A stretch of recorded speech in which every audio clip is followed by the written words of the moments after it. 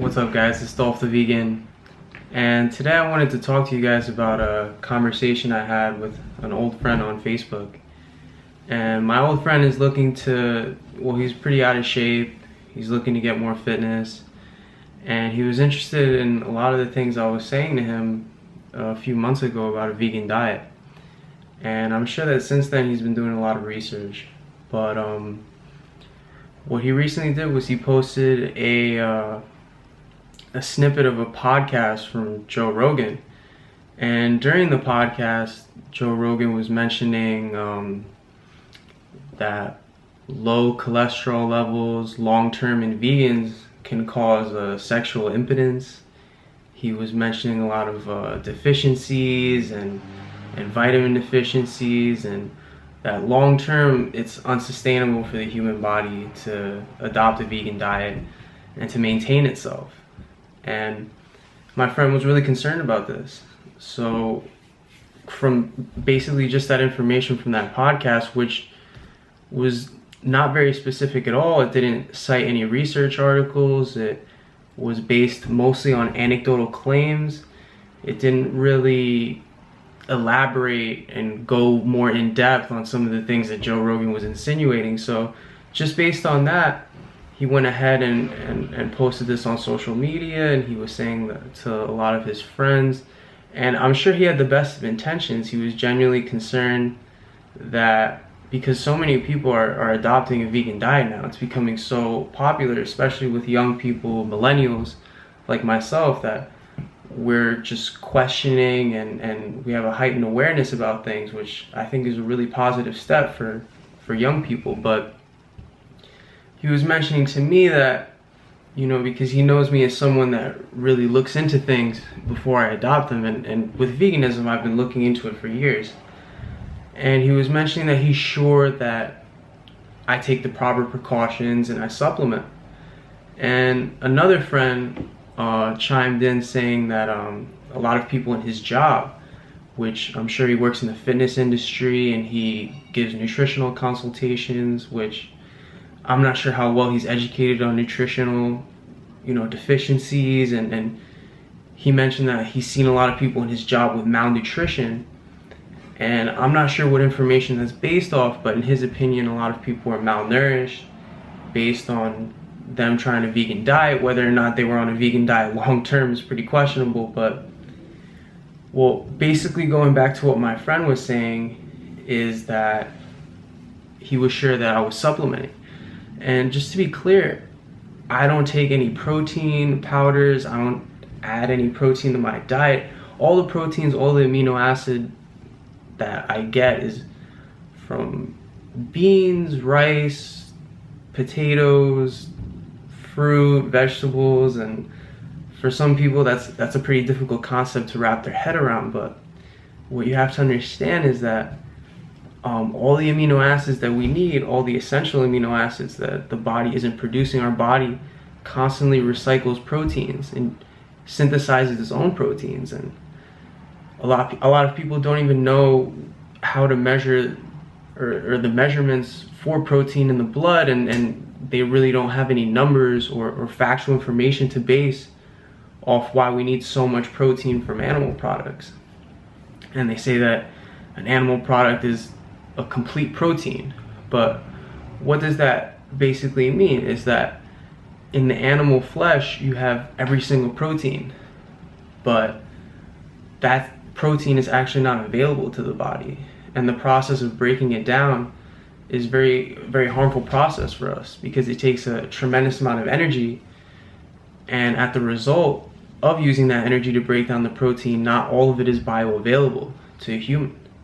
Whereas with plant proteins, the human body can easily, because we have the right digestive juices, we have the right enzymes excuse me, that match the amino acids to break them up, we actually get more out of that protein, which is another reason why vegans have such a quicker recovery time after exercise. So going by all this information that we've attained over the years, it's still so important to educate people. And there's so many myths, so many misconceptions around protein, around other nutrients, especially vitamin B12, which is produced by bacteria. It should be available to every person, but unfortunately we have treated water, we have an environment that is completely sterilized, we use antibiotics, and I can make a whole video about how antibiotics have depleted the good bacteria in most people, and most people, when they have a cold, which is due to a virus, they take antibiotics, which is completely unnecessary. And it's actually harmful because it makes bacteria resistant.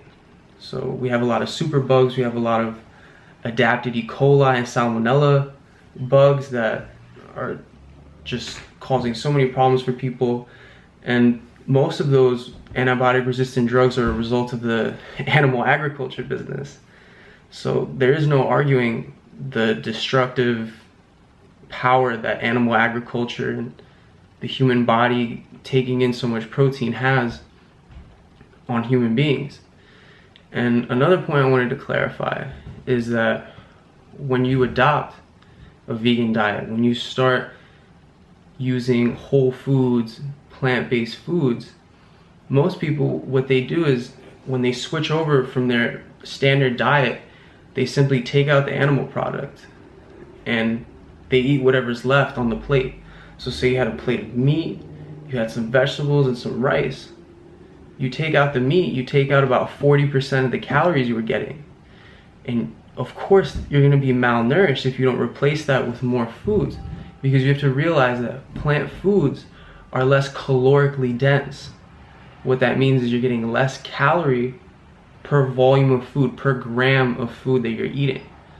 So essentially you have to increase the amount of food you eat to match the same caloric value that you were eating every day through the standard diet.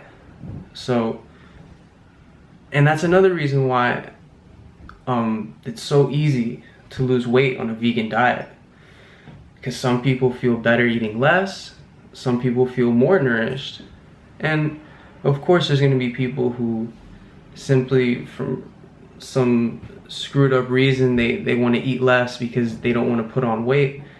But that's something that we have to educate people with, and we have to, you know, really put forth the right mentality that this food that you're eating is much healthier for you, it's less calorically dense, and it's not going to hurt you long term. And of course you're going to feel better long term the more that you eat, because it's a nourishing food. It's filled with all the right amino acids, the right amount of carbohydrates, the right amount of all these nutrients, because it's the type of diet that's designed for our bodies. That's what our bodies are most compatible with processing on a daily basis. So that conversation on social media that I had really inspired me to make this video. If you guys have any specific questions, any concerns about a vegan diet, if you're just starting out and you kind of don't know where to go, there's plenty of videos, plenty of vegans online, but you know, I would love to help you guys out with specific questions, specific details, any information you need clarified. Please just write a comment below. Thank you for watching, and I'll talk to you later. Oh, sorry guys, I just had to add in another point here that I didn't mention in the video, which was the cholesterol levels that Joe Rogan was mentioning that vegans have low levels of. I think this is an incredibly irresponsible thing to say when the greatest cause of death in this country is heart disease. Over 2,500 people on average die a day just in the United States alone from heart disease. And this is absolutely associated with high cholesterol levels. It's associated with high blood pressure.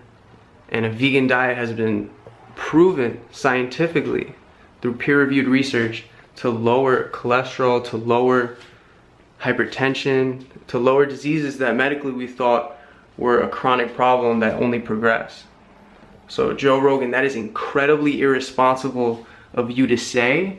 People are dying, it's the most common disease for people to die from in our country. You know, my grandfather just died of congestive heart failure. That is, nutritional advice is absolutely irresponsible and just incredibly hurtful. You know, that people are dying of this disease, people are suffering in hospitals. You know, the most common reason for bankruptcy is due to failure to pay medical bills. They're dying of this disease. They're not dying of old age. They're not dying of natural causes today. They're dying of heart disease, cancer, diabetes. And to be giving nutritional advice like this is pretty fucked up, Joe. You know, your viewers, maybe they're not smart enough to realize this, but there is information out there. We all use the same internet that everybody uses. If you think that having low cholesterol is something that you need to worry about,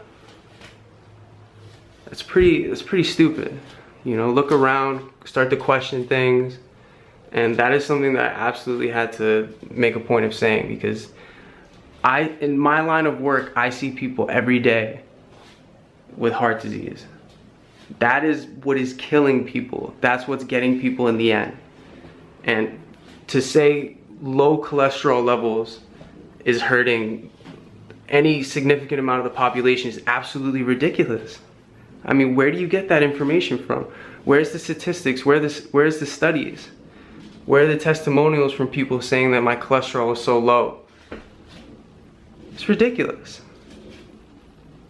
Anyway, guys, I'm sorry if I got a little heated there, but this is something that is really significant. There's a lot of people that are hurting out there, and the right information is just not getting out there. So we have to take responsibility and educate. So thank you guys, and I'll see you again soon.